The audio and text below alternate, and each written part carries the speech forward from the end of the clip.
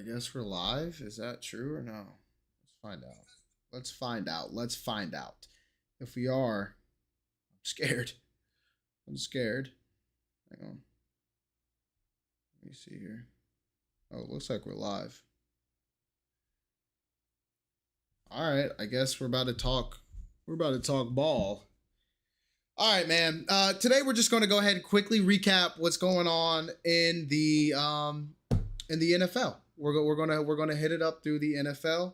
Appreciate you guys joining in through the live. Let's just first talk about Justin Fields. We're going to talk about Justin Fields and the New York Jets. Okay, could Justin Fields potentially win Comeback Player of the Year? I feel like that's not crazy to say. You know what I'm saying? Because he got benched in Pittsburgh last year to Russell Wilson.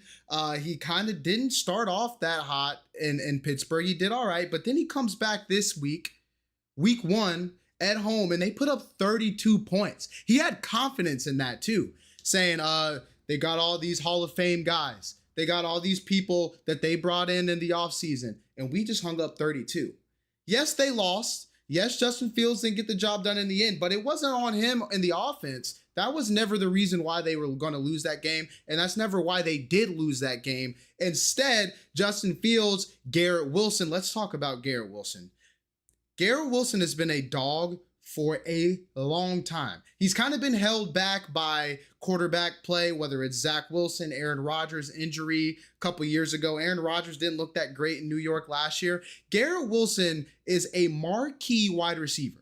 He is a wide receiver 1. He should be, and I think talent-wise, he is one of the best wide receivers in the entire country. Like, in the entire country. One of the best wide receivers in the league.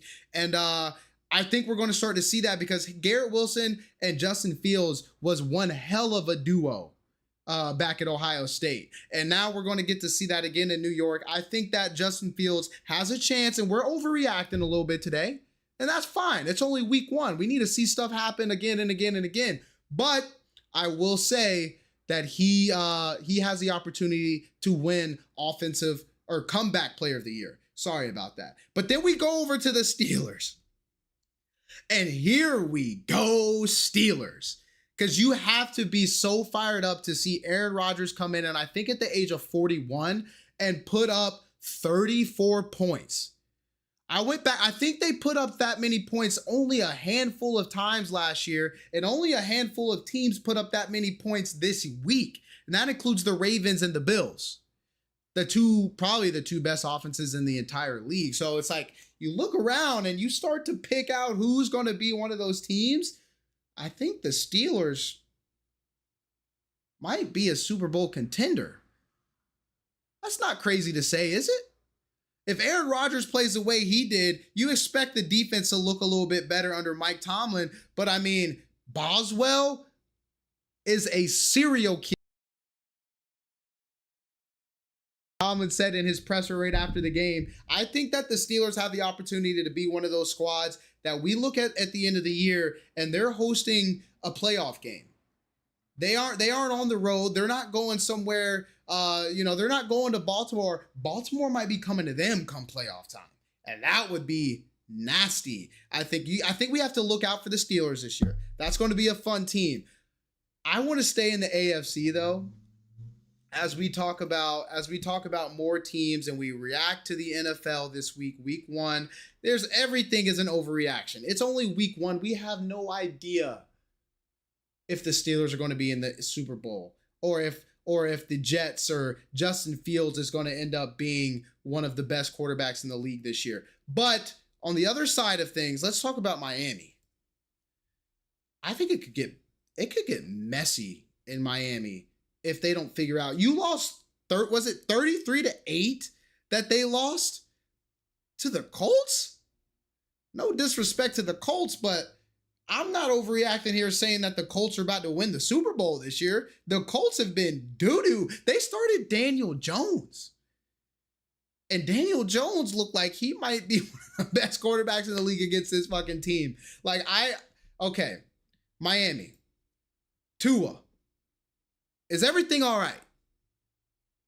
Is everything all right upstairs? Because I think if you're a fan of the Dolphins, you come out of this weekend, you are terrified to play another football game, because Mike McDaniel, the offense that in every week one feels like they were putting up 30, 40 points, winning games to start the season. You put up 8 points in garbage time week one versus the Colts.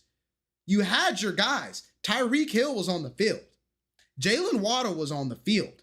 Minka was on the field. The offensive line, like, we can't have this if we're Miami. It's brutal to see what happened there. I love Tua, man. I want Tua to succeed.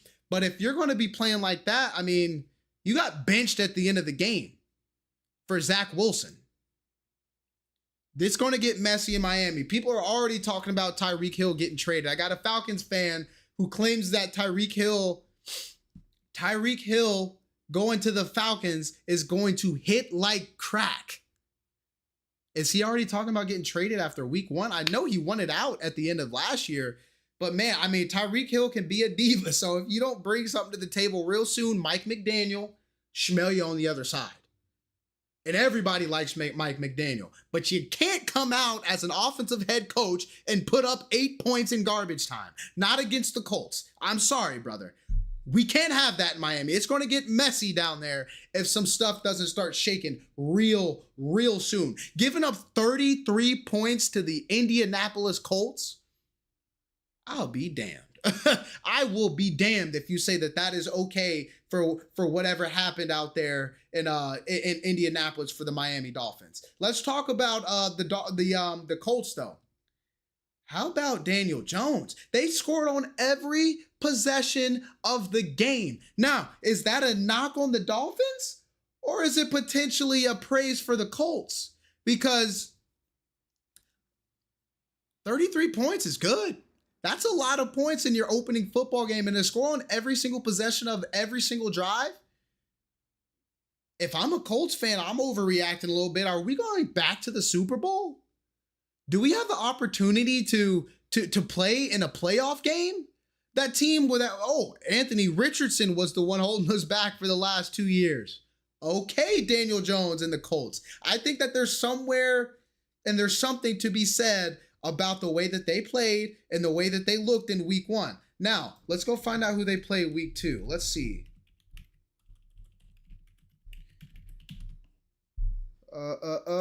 Cold schedule. They play the Broncos next week at 4:05 at home again, and what I guess they call the Lad House. That's 2 1-0 teams squaring off AFC football. We're not going to make early predictions. But I'm curious to see if Daniel Jones is able to do that against the Denver Broncos. Because if he can now, it's going to start getting really loud in Indianapolis.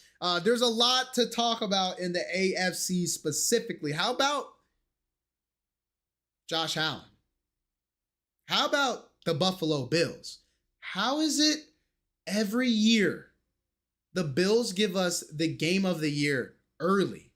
They are constantly in spectacular games, and Josh Allen shows you what spectacular really means. They're down 15 points with 4 minutes left in that football game, and Josh Allen does what Josh Allen does. And he pulled magic out of a hat. He pulled a rabbit out of a hat.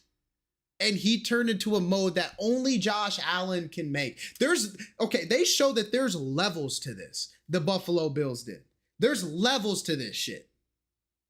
And some teams just aren't on that level. 41 points with ease. 40 points for the Ravens. It looks easy. A 5-yard out route for the Buffalo Bills does not look like a 5-yard out route for the New Orleans Saints. It does not look like a 5-yard out route for my Carolina Panthers.